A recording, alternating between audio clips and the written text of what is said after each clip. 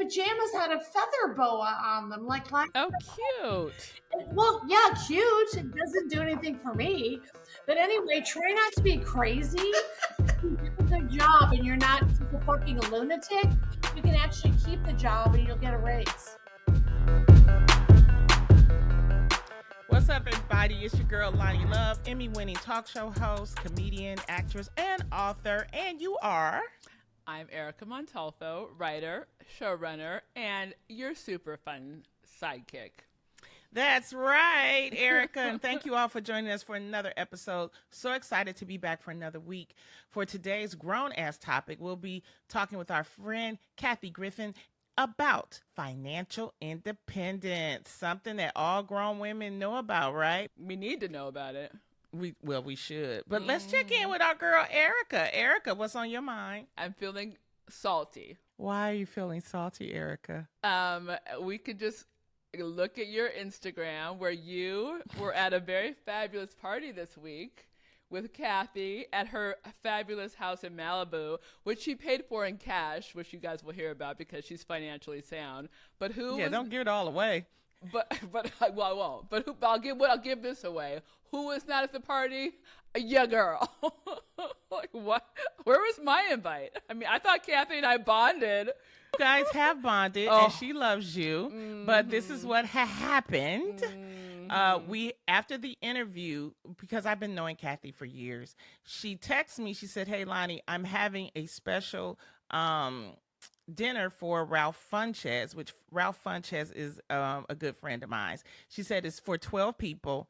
I have only one seat left. So would you please come? Because she's trying to do a little demo for I guess a dinner with Kathy or whatever. Because there was only one seat. Of course, if there was more than one seat, I would have said, "Hey, can you invite Erica too?" But she was specific, there's only. And then I realized she was filming something. So we just didn't have room for you, Pumpkin, but we'll go out to lunch with her. First of all, we exchanged numbers, as you know, yep. And I was thinking we were going to be friends. Me, her. You guys are friends. Me, you, her, and Cher. And you wouldn't have been able to go anyway, Erica, because you're working. That's true. Okay? This job is getting in the way of my social life. That's the problem. Working is a problem. You want me to turn down an invite because you got to work? No, it's not happening. I'm working for us. I'm working for us, okay? All right. So, I'm just saying, I'm very skinny. I could have sat on your lap or shared a chair with you.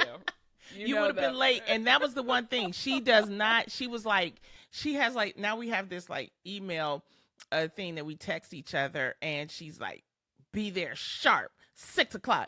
Don't be late. So she was because she wanted to make sure that what she was doing was going to help, our friend Ron. So I get that. Kathy doesn't play, that's for sure. You'll be there next time.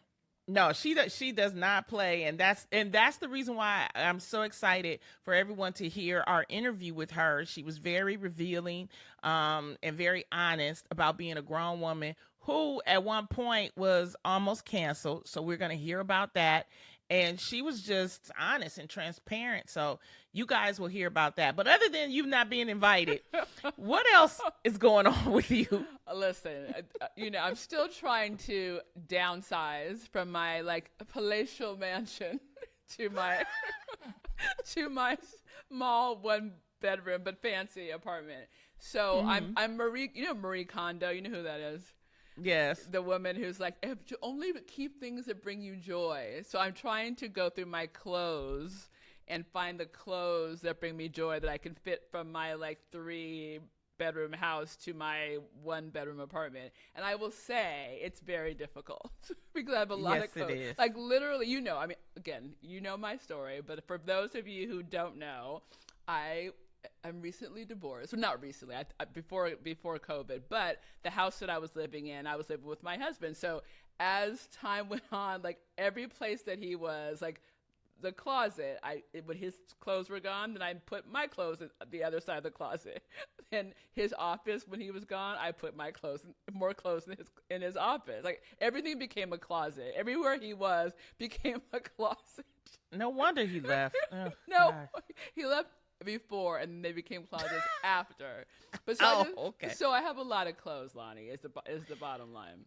Well, can you why don't you do like a storage and put them in a nice storage unit and hang them up there and make it like a distant closet? I thought about that, but then my business manager, because I'm very successful, he said to me, do not get a storage unit because, and this is going back to Kathy and financial, relevance and being financially responsible. He's like, do not get a storage because anyone who gets storage is literally paying second rent for something you're never going to go get. Like, I'm never going to get those clothes. Once they're out of sight, they're going to be out of mind, right? So not necessarily. The only reason why I'm saying that is because when I was done with the reel, I had a lot of glamorous dresses, a lot of sequins, gowns, things like that. And I have like a 2-bedroom, but of course I don't have enough room for them. But something told me, and then not only that, just outfits, just a lot of nice outfits because, production paid for the stuff, so you can afford it.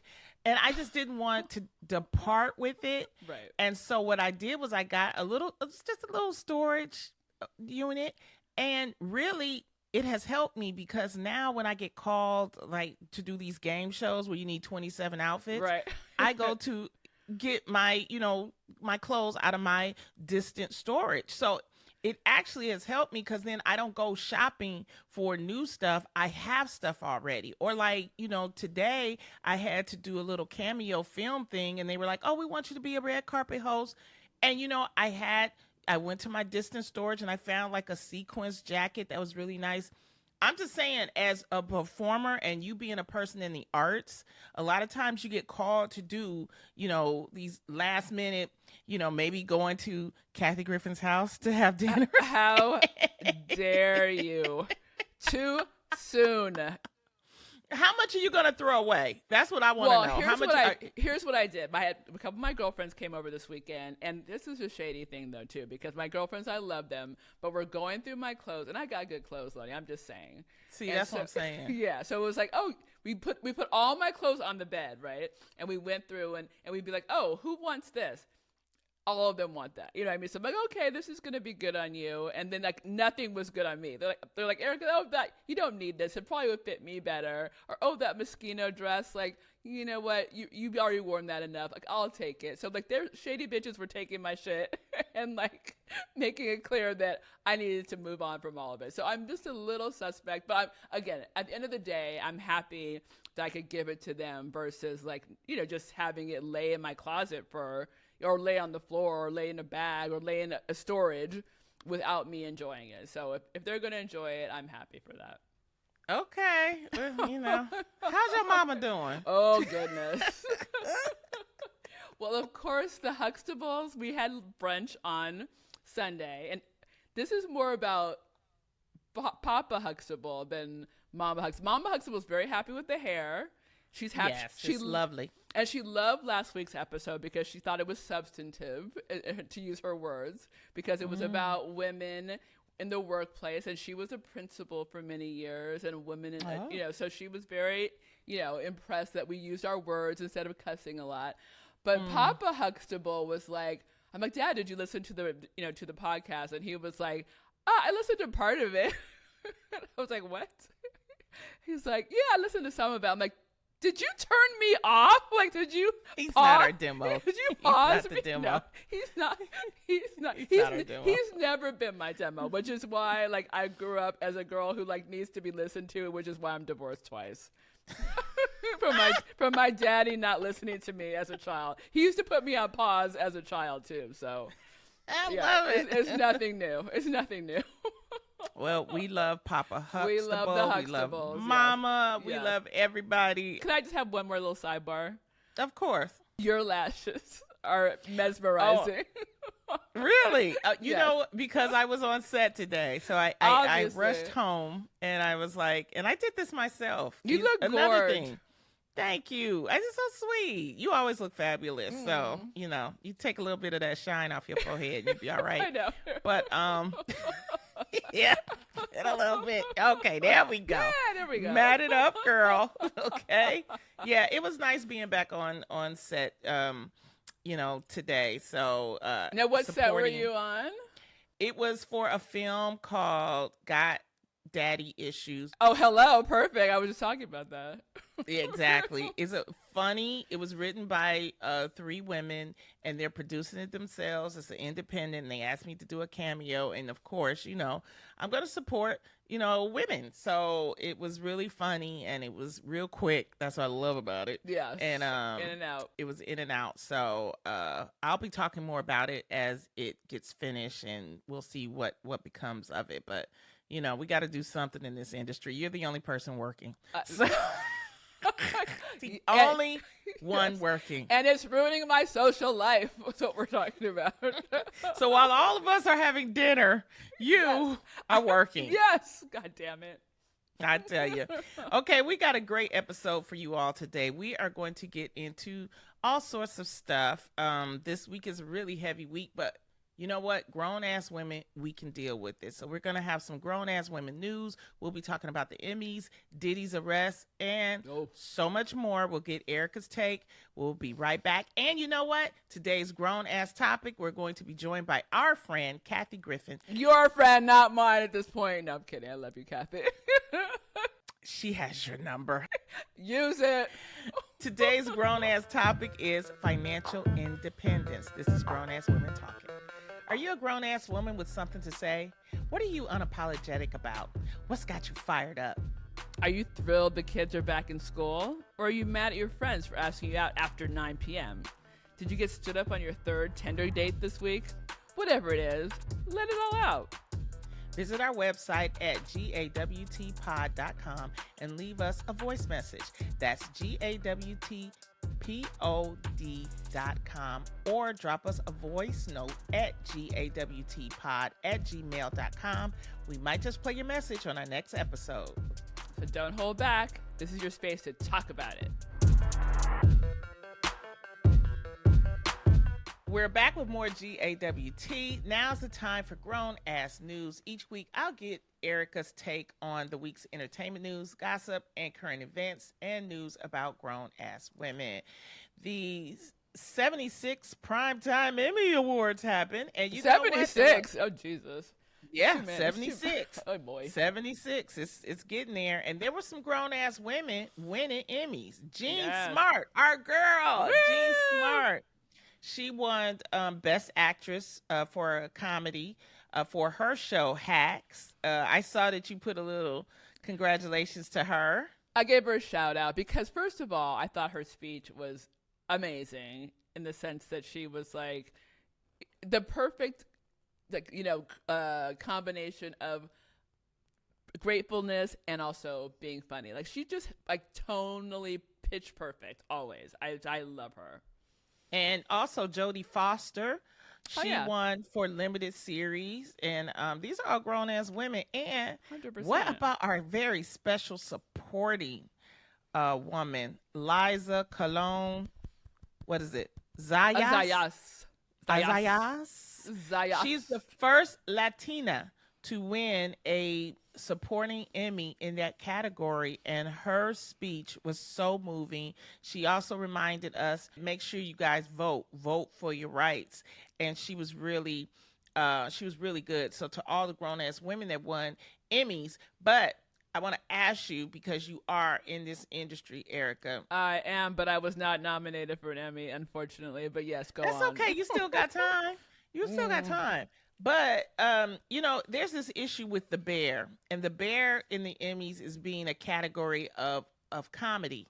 And they're winning a lot of comedy Emmys. So what is your take on that? Well, first of all, I will just say I discovered The Bear. Nobody knew about it until I told everybody to watch it because I loved it I loved it from jump. And you know me because you and I have worked together and developed together. So I love comedy that is grounded in drama. That's my thing. Okay.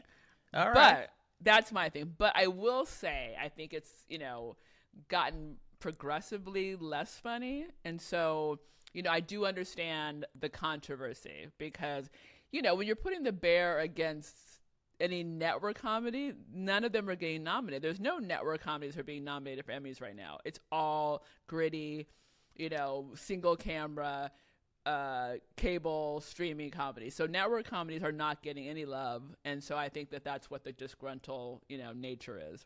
Well, you know what else too is because Jeremy Allen White is beating Martin Short and Steve Martin.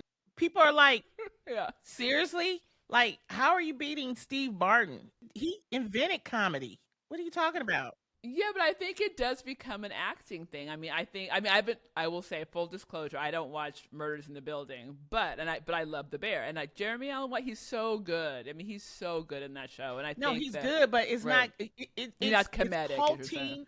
It's halting people like, for example, Tyler James.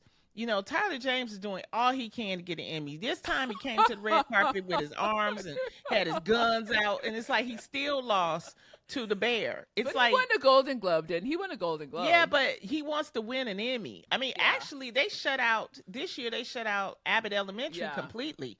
So yeah, Tyler James Williams. Thank you, Ceej. I know his name. I just, how I get. You know his guns more than you know his name. Hey, he's trying. You were distracted by the guns. Anything else that you like? How about Shogun? Shogun won over a lot of people. Listen, I've been trying to get in on Shogun because I know I will love it, but when you get home at the end of the day or you get home on the weekend, you're really trying to read like subtitle. And if I go to a movie, I will read a subtitle. I'm down for that. I'm an educated woman. I'm into that kind of thing. But at home, like on a TV, I'm not trying to read, and I feel bad because I know I will love Shogun, but I can't do the reading.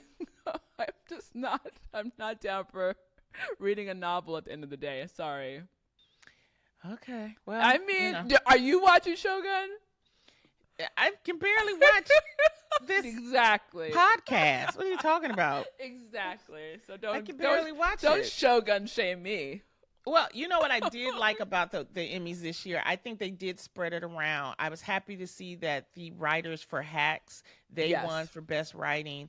It was funny because Lorraine Newman, who is a former Saturday Night Live player, her daughter is Hannah Embinder. Exactly. And Hannah was up for the Emmy, and she lost it to The Bear, which was Liza Colon. And then Lorraine tweeted out, I hate The Bear or something. And she quickly deleted it. Well, people don't realize that's her daughter, but I saw her. I went to an event too, Loni, where she was performing, and she's very funny stand-up. She really is. So Lorraine? No, Hannah. Hannah does. Okay. Yeah. How dare you? But I was invited to a red carpet myself. No, you didn't tell me about it. No, I didn't. I don't tell me about it. Yes, I brought James with me. James was my God. He was taking all kind of pictures. Is that why all those pictures are on Yes. James was Erica. All right, moving on. It was a great Emmy, so we start fresh again, and we'll see. Maybe Papa's House will get. I would love that. Well, did you see Damon was on the Emmys? He looked so handsome. He did look handsome, but one of the reporters, when they did the report, they said, "Oh, they had the TV dads, Marlon Wayans and George Lopez." And I immediately retweeted it. I said, "That's Damon. That is not Marlon." That's what happens when you got a bunch of brothers. So how dare they? They corrected it though. So. Moving on to something a little more serious. I wanted to talk about it because of the situations that's happening this week. In France, there was a 72-year-old French woman who found out that for over 10 years, her husband has been drugging her to sleep and having, sexual assault. But not only that, other men have been doing the sexual assault. He invited other men to do it. It turns out that she didn't find out until her husband caught a case for taking pictures of under women's skirts and in a grocery store. She ended up having to go to the police, and the police ended up checking the husband's computer, and that's when he found all of these videos of the wife. The wife had no knowledge whatsoever. Wow. Like, what the husband would do is, like, he would, like, tell the men, he would meet the men, he would tell them to park like far away from the house. They would have to sometimes wait. Some of them waited up to 10 hours because he wanted to make sure that the drugs were like taking effect on his wife. She was knocked out cold. She did not realize that all this was going on. So when they brought her to the police station because he had caught this case, they asked her, they said, are you having sex with other guys? And she's like, no, I'm not. I'm a one woman man and all this other kind of stuff. And they said, well, we're going to show you something, and it's going to be disturbing. And they had to show her, and she was completely devastated. Of course. And so right now in France, this trial is going on. She is in the process of divorcing him. She has had 4 sexually transmitted diseases that she did not know about because she started getting herself checked out. But I want to say this. This is where I'm like, she is a grown-ass woman. She gave up her anonymity because she wanted to make sure that they could not victim blame. She wanted to make sure that other women would not have to go through what she is going through. And so they had they're starting the case, and the first day of the case, she got so much support from the people in this town that they basically, as she was walking in, she's 72 years old, a nice looking woman, and they were giving her a hand clap. And it's that shock. She was been married to this man for over 50 years. He was saying that, he knew that he was sexually abused when he was younger, but he was able to keep it down. But then he says once the internet came up, it kind of made him get aroused again. What? Please. And that's when it all started. And dude, you should have got help. You know what I mean? You should have got help. So I just want to give her blessings. I want to give her prayers of healing. And this is what grown-ass women do. They don't run away from their problems. They face it because they know that this could help another woman. The fact that you have to go through so much to get divorced is crazy. Because, like, it should just be, oh, my husband raped me 50 times. Like, that should be enough. Like, the fact that you have to go through, like, court cases and years to justify getting divorced from someone who's been raping you is criminal on its own. Secondly, I think that, again, going back to the patriarchy, before, like, men had the carte blanche to just have sex with her. There was no sense of raping your wife was not a thing. So when you were married, they could do whatever they wanted. So that's something that, again, is unfortunately instilled in our patriarchy. And so hopefully it's becoming reconciled. We know today, this week, that we had the arrest of Sean P. Diddy Combs. He was in court this week. He was detained.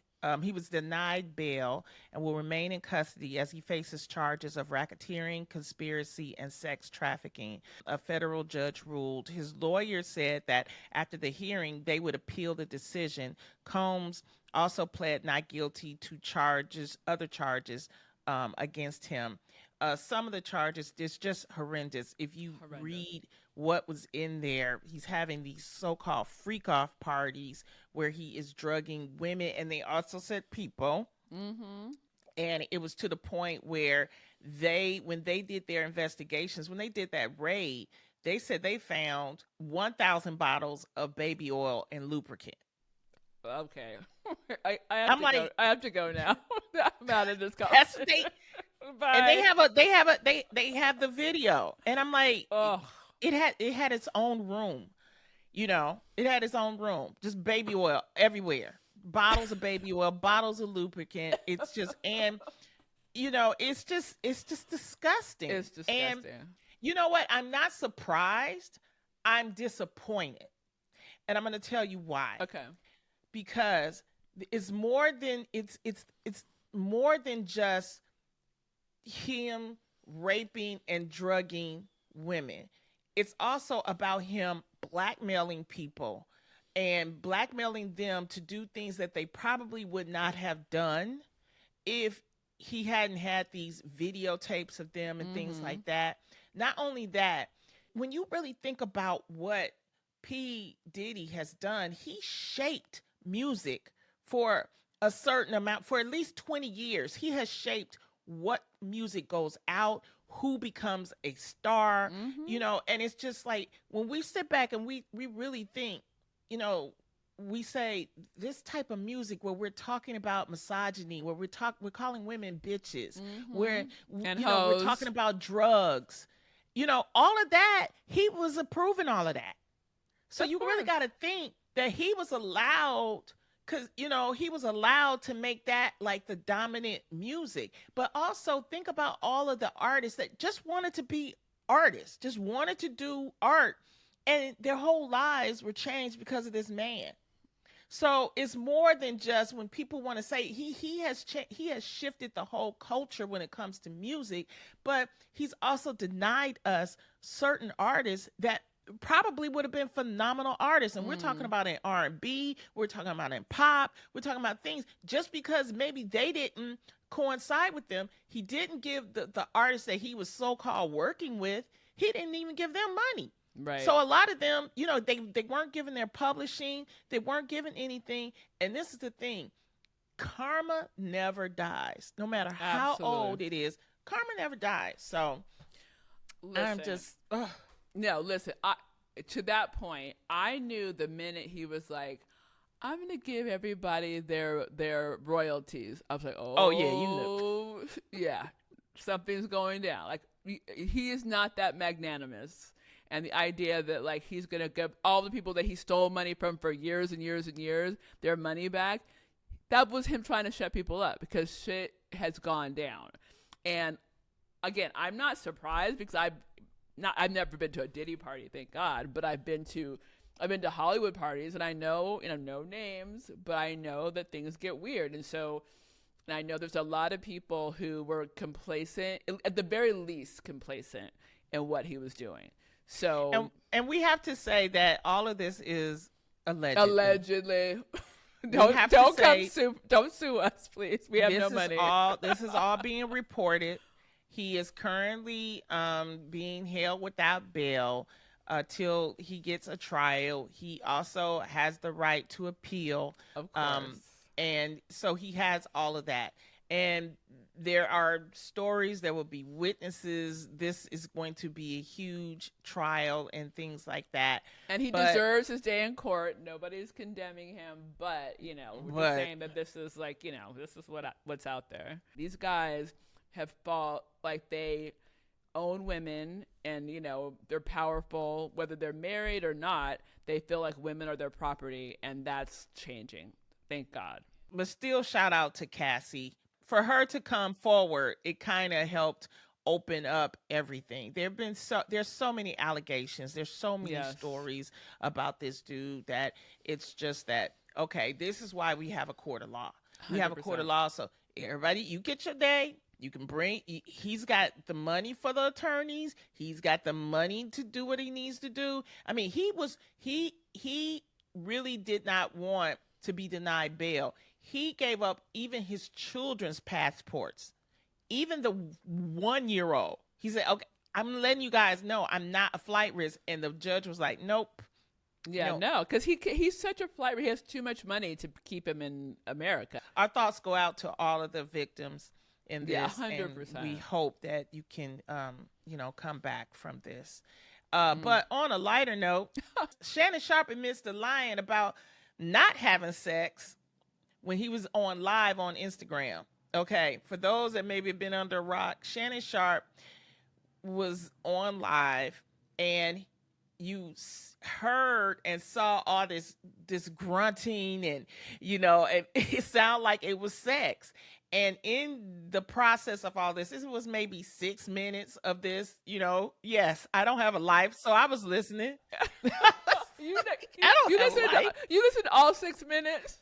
Oh yeah, I was like, woo, yeah. And then he started going, "That's my Shelly. That's my Shelly." I I said, "Yes, Shannon." And so initially, because Shannon has,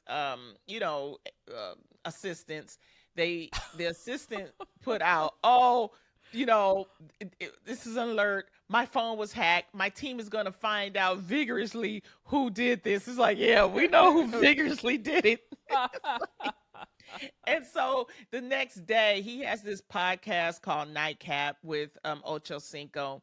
He just straight up admitted, "Yeah, I don't know how I got on IG Live, but it happened. It was me. I can't deny it." And so everybody's been trying to figure out who is Michelle. Everybody's been trying to figure out, how did you get on IG Live? It takes 3 buttons to get on IG Live. You know how he got on IG Live. This is the biggest humble. This is the biggest humble brag ever. Okay, come on now.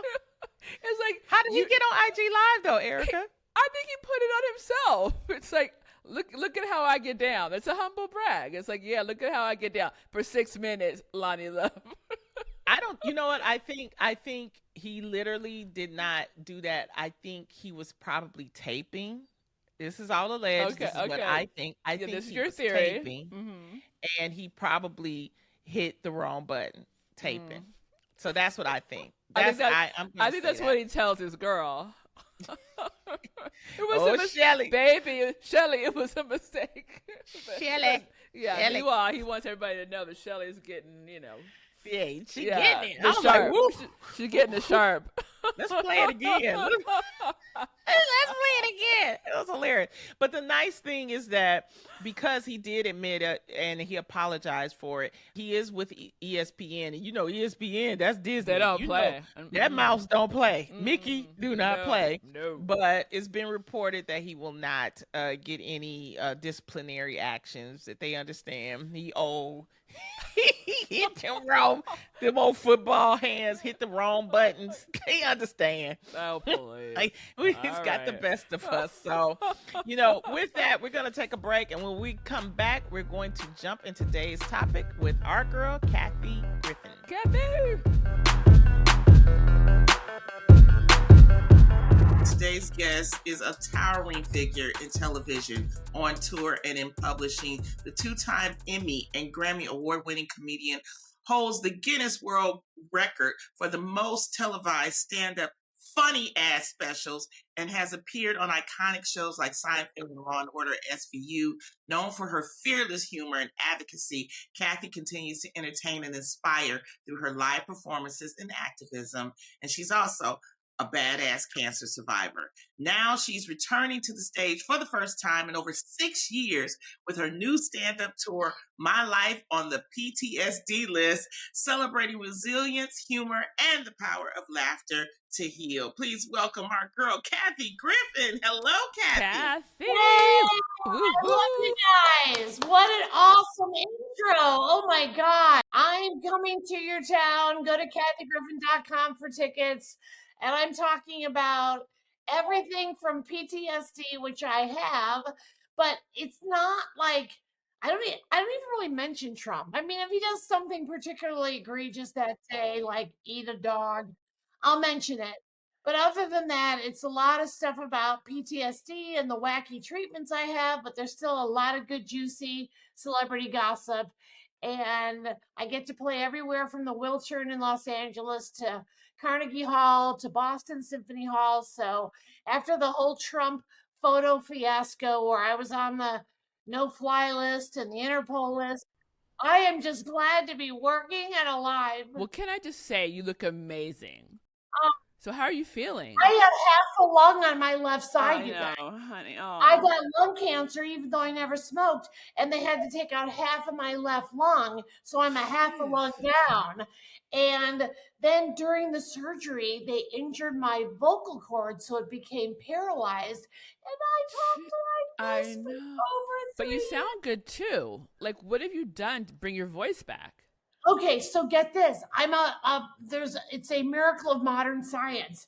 I have an implant in my left vocal cord and I'm back. Yeah, Hello, yes, Los Angeles. Kat, Hello, New York. full voice, And girl, go, shout it out. yes, it's like a boob job in my throat. So it's my only implant, but it's the one that counts. And I'm very grateful to the surgeon. And I got my voice back. Which we need your voice. Oh, We that's need your nice. voice, especially now more than ever. I'm so glad you're back, and I'm so glad you're here for today's grown-ass topic. We're going to dive into financial independence. Until the Equal Credit Opportunity Act of 1974, a bank still had the legal right to refuse a woman a credit card based only on her being a woman. Until 1978, a woman could be fired from her job for getting pregnant. Until 1988, a woman without a male cosigner could still be refused business financing. We are only 50 years out from women legally being able to be financially independent, and it's a privilege that many will try to shame you away from. We're here today to talk about the importance and strategies of being and remaining financially independent. It's my money and I do what I want, and you don't need no man to carry or watch your purse. Kathy, you chose this topic. I love this topic because I am only good at two things. I'm funny and I'm good with money. I have no debt. And after the Trump scandal, I did not work for 6.5 years. So, ladies, save your money. There's no shame in socking it away. You don't have to keep up with the Joneses and get, the jewelry or the watch or the car. Keep your money because I had a rainy day that lasted 6.5 years. And luckily, I've been saving and saving and saving. I lived in a studio apartment, rent controlled, for 7 years, socking money away, socking money away. And I have no debt. I bought my house cash because my good friend Susie Orman, remember Susie Orman? Yes. Girlfriend, you cannot afford that, denied. Yes. And so she has never steered me wrong. And she said, if you can't buy a house cash, then you cannot afford it. And I feel like we're in a time now where I don't feel like you should feel the pressure to own a home. Like I have mine because, like I said, I've been working for decades and I finally saved enough money. But when I hear younger people wanting to own a home at any cost, I really think this is a totally okay time to rent. I think it's smarter to rent, unless, like I said, you can buy a house cash, but don't put yourself into debt. And remember, when you buy a house, everything that goes wrong is thousands of dollars. It's not like if something breaks, it's $25. So the joys of home ownership are a lot of bills and they keep coming. And it can appreciate in value, and that's all well and good, but there's no shame in renting. Well, I also think that, to that point, I think things, especially in LA, have changed so much. I mean, the economy it's really hard to own a home here. And the rents are insane in LA. So keep looking for a good rent. And if you get one, don't move. No, I recently, because, again, we had a strike out here and I was in a home. I was married and then I got divorced, but I stayed in the home because I got divorced right before COVID. So I would have normally sold the house then. But I'm like, oh, I'm going to hang here. I'm going to have my little COVID crew. And it was lovely.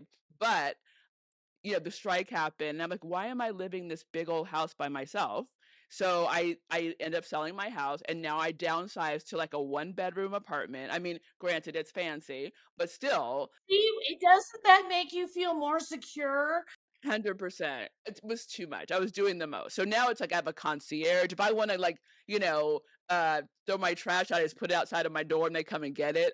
That's the life. Yeah. So it's like living in a hotel. So I'm just saying, to your point, home ownership is lovely if you're going to have a family, and it's not what it used to be. But it's not especially if you can rent a place where you have a good super or they actually fix the stuff. Yes. Do not ever move. Just sock the money away, and the market will change. Obviously, the home market. Yeah, I hope so. Now, it's not a smart time to buy. Right. I don't think. No, it was a great time to sell for me. It was a really good time to sell. So I'm happy. I have a little nest egg for you, Kathy. There are a lot of women that that look up to you, that listen to you, what were some of the key financial decisions you made early in your career that contributed to your financial independence?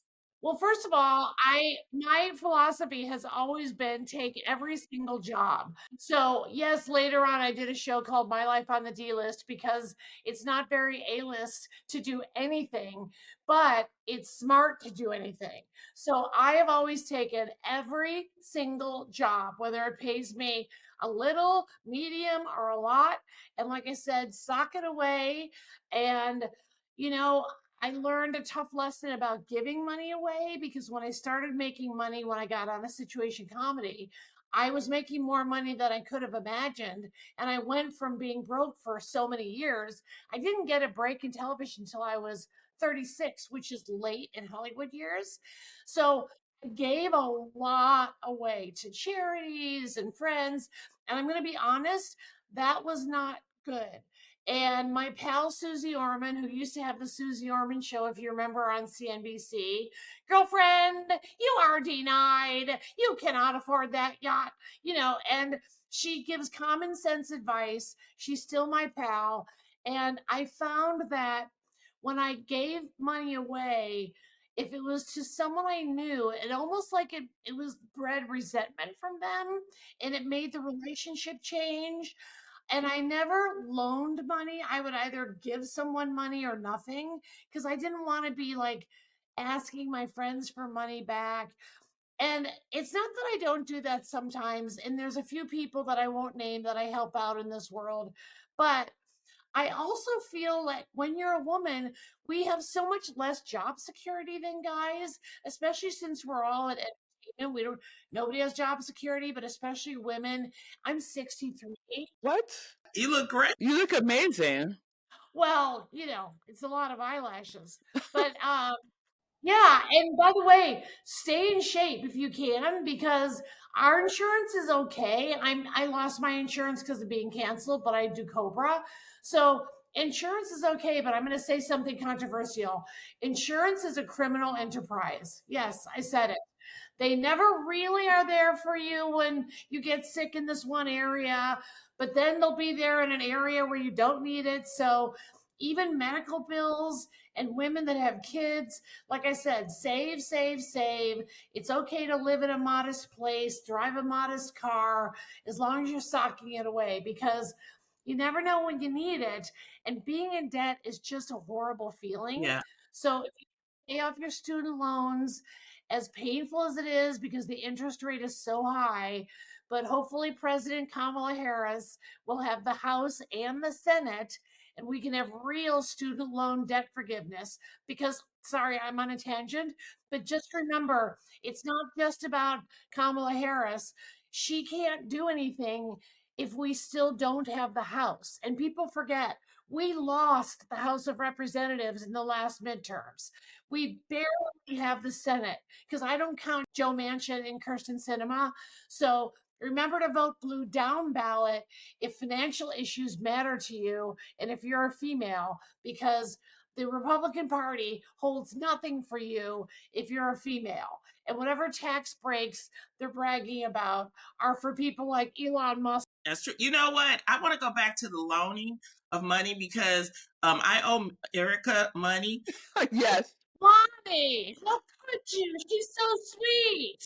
What is it for like $700,000? Listen. It's like millions. But seriously, how do you tell family members? Like, because I know with you being on TV for so long, being so successful, how do you handle that with family members and telling them, hey, hey, I got to back off? Okay, I'm going to be honest. And Lonnie, you and I have known each other for so long. It's hard for me to admit this, but when it comes to family members, it ended up not working out for me. I used to just literally just give them a check on their birthdays and for Christmas and just say, here you go. Maybe you can help pay off your house or, like I said, a student loan debt.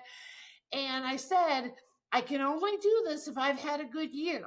So I happen to have a really good, and this is when I was on My Life on the D List, and I was touring, and I was playing the Universal Amphitheater, which used to be here in Los Angeles, and I was playing like 3,500 seaters where you can really make a good buck.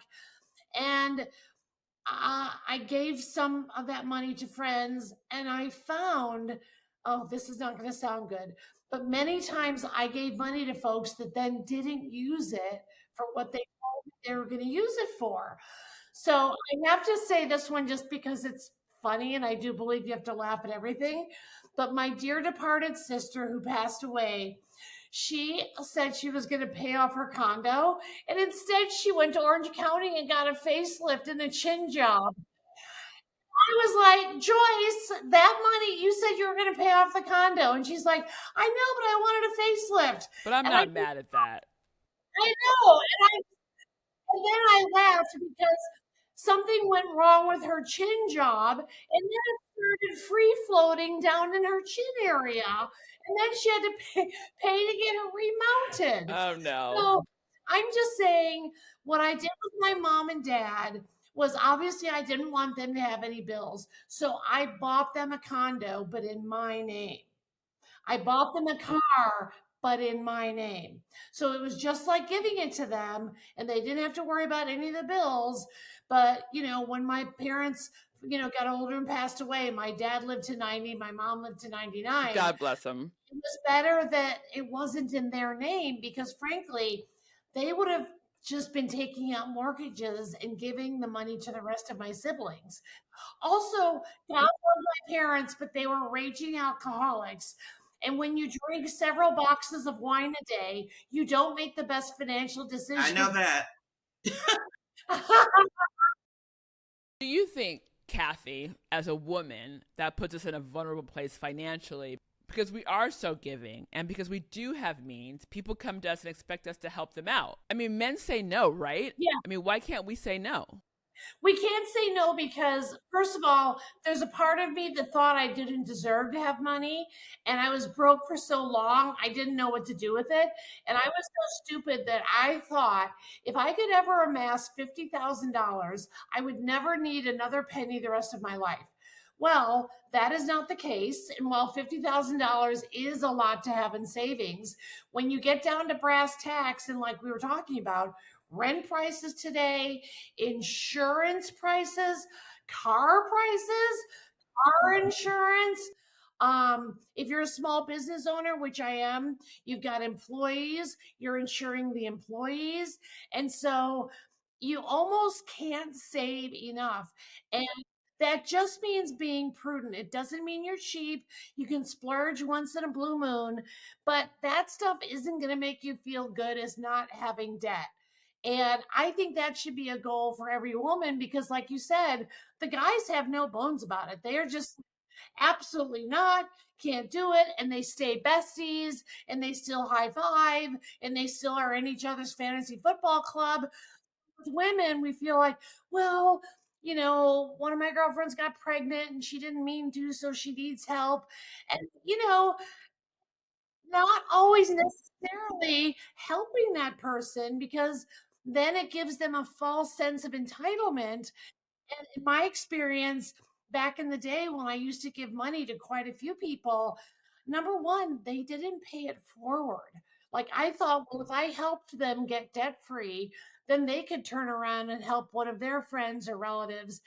And I just found that giving money to people, you have to be very, very careful. Now, I'm also not a parent, so I'm not speaking for parents, but I will say, on the other hand, being able to financially take care of my mom and dad and put my mom in a really beautiful retirement home when it was time, that gave me the greatest satisfaction of having money. It's your money. You earned it. I told a lot of dick jokes to earn that money. My money never earned money. I'm not a brand. I don't sell products. I don't have a makeup line like Selena Gomez. I'm boots on the ground. Unless I'm out there like I am right now doing 60, 70 cities a year, joke after joke after joke, that's the only way that I bring money in. So it's okay to be careful about it. And like I said, when you have no job security, don't be giving it away to relatives. And no, they're not going to take it well. I've had relatives turn on me. I've had relatives expect more. I've been confronted by relatives that think I don't deserve money. I've had them tell me I was just lucky, it wasn't from hard work. What? But look, I'm 63. I've been doing well in the business for 30 years. Prior to that, I didn't make a dime for 20. But it does engender resentment from relatives. And I'm sorry to say that, but that is something that I personally have experienced. And it's hard. So if you can just be like the dudes, they can compartmentalize. And somehow they still keep those relationships with their relatives because they're not emotional about it. Exactly. Can I ask you one more question? Loni, do I have permission? This is a follow-up. This is a follow-up. I've been doing my research. Now that you're a grown-ass woman, do you feel more worthy of your money? Yes, because I worked so hard for it. Because look, I've done more specials than any comedian, male or female, living or dead. I wrote every single word of those. I am not someone who does specials that other people write, which, by the way, I think is cheating. I'm not someone that does crowd work and brings people on the road with me to go out in the crowd and write the jokes ahead of time, which a certain comedian is doing right now, which I also consider to be cheating. Who are you talking about? Me. I'm just saying, come on, when you play Carnegie Hall, you don't do crowd work. It's not a club. They're sitting there, they're dressed up, and I don't want them to have any responsibility but to have fun and laugh. But I do one indulgence that is embarrassing, but I'm going to admit it because I did an interview in the Hollywood Reporter and they put it in there. So after I got cancer, I decided that on tour, I only am going to fly private. Yes, Kathy Griffin. It's not smart financially, but after all these decades of just schlepping to airports and doing every city you never heard of and doing corporate gigs where I'm bombing and doing shows where I swore too much and pissed off people and getting fired from CNN and all the Trump scandal and Trumpers coming up to me and threatening me constantly. Jesus.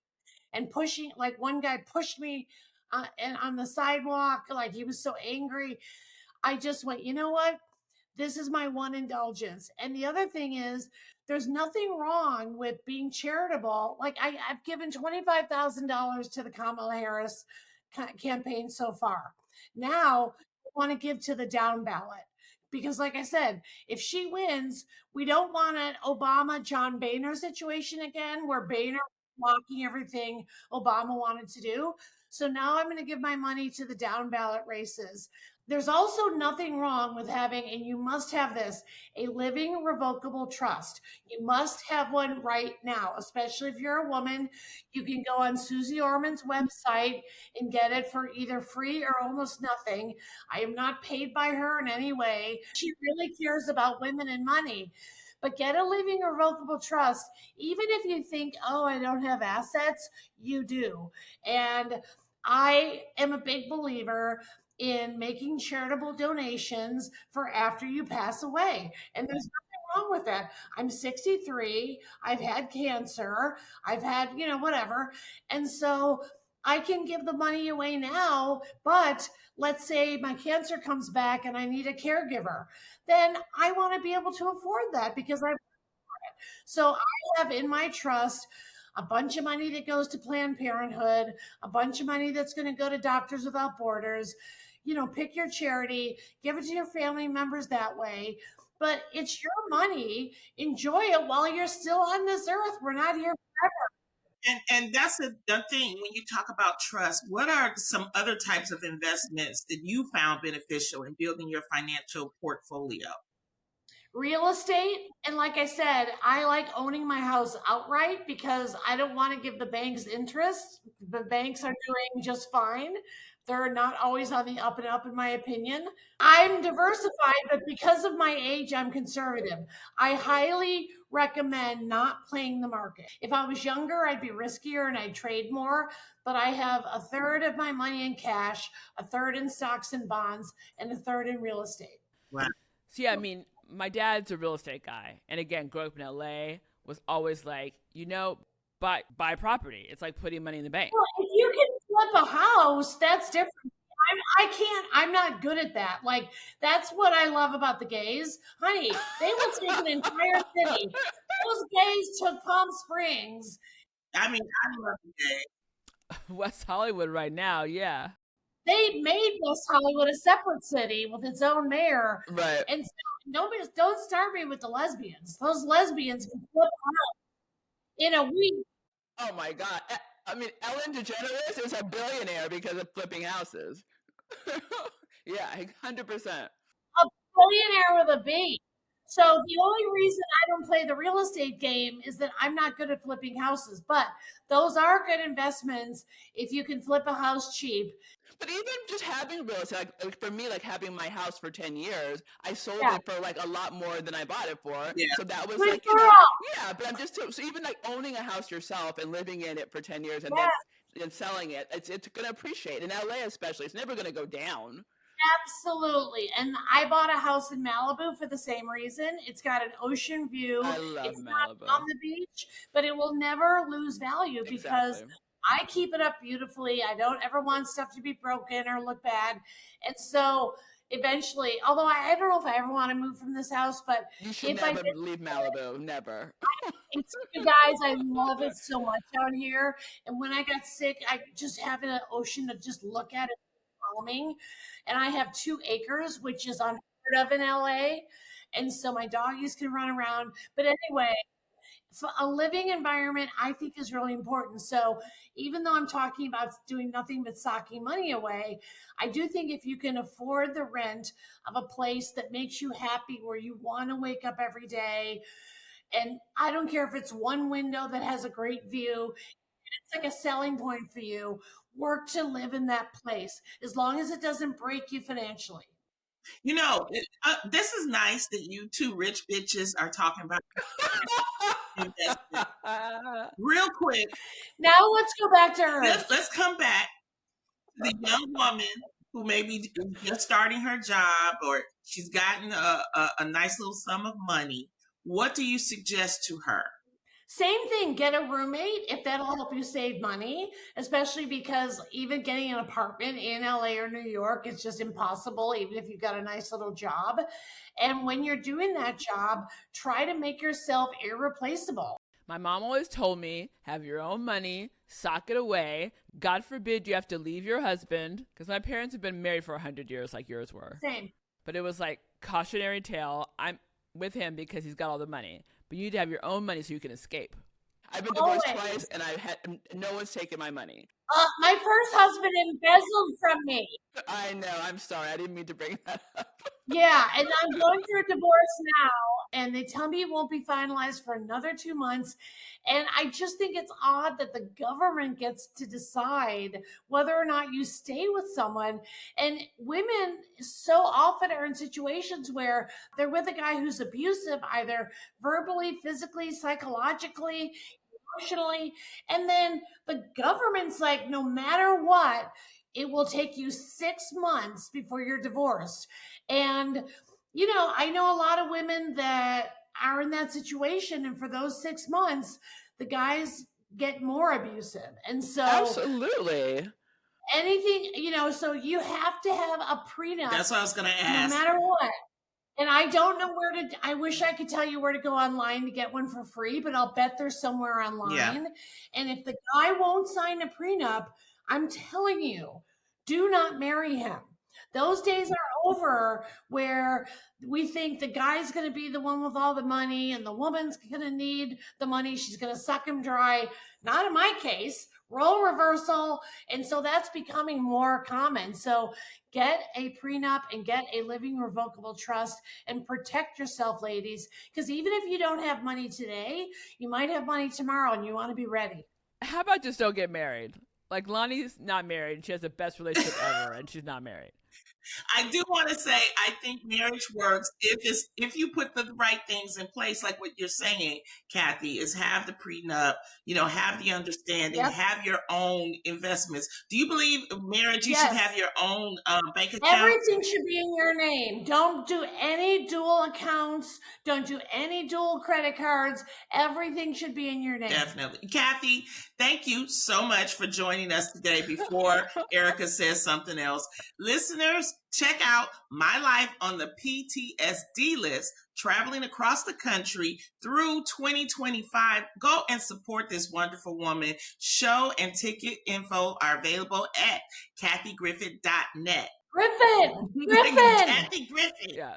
She's the worst at names. I know. You have to watch the Kathy show. Griffin. Oh my God, I'm still on the D list. I'm still being called Kathy Griffin. It's kathygriffin.com, for God's sake.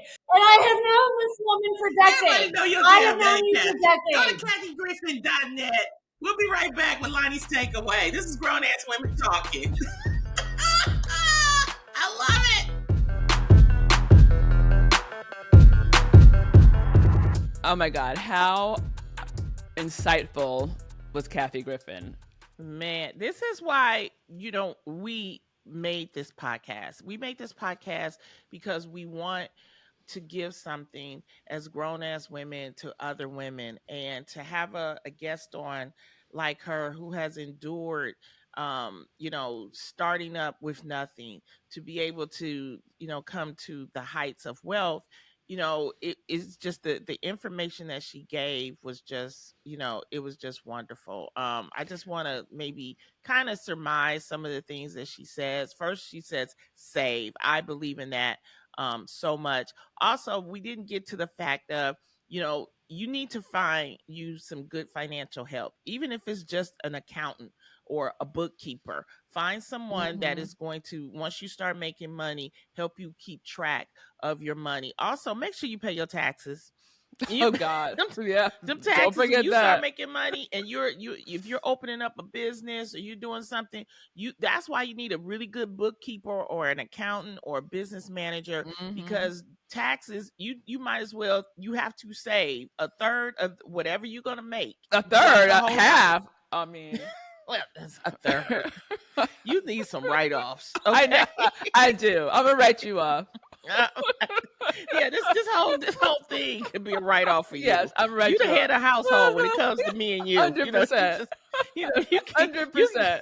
a $6,000 cash child tax break with my Can you ass, send me your receipts? Can you send me your receipts, please? Thank you. Save your receipts. Also, we didn't talk about the point of credit. When you're getting credit and you're using credit cards, there are now cash backs on credit cards. There are points on credit cards. Use all of that, because, it may not seem like, it's any amount of money, but over time, those cash backs and things like that really help you to save money. Use your points. Can I say something about that? It's funny. Can I finish? Yes, the please. sentence? Yeah, go ahead. I will say we're talking about younger women and like what they're doing financially. I think that they're doing better. Like my makeup artist was here this morning because I needed to get glam.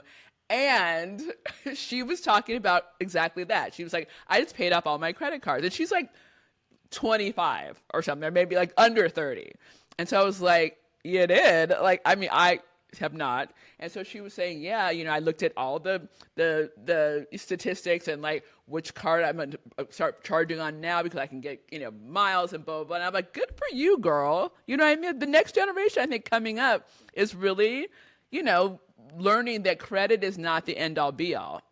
That's Exactly. And I think if you go back and you listen to some of the things that Kathy was saying, you have to save for a rainy day.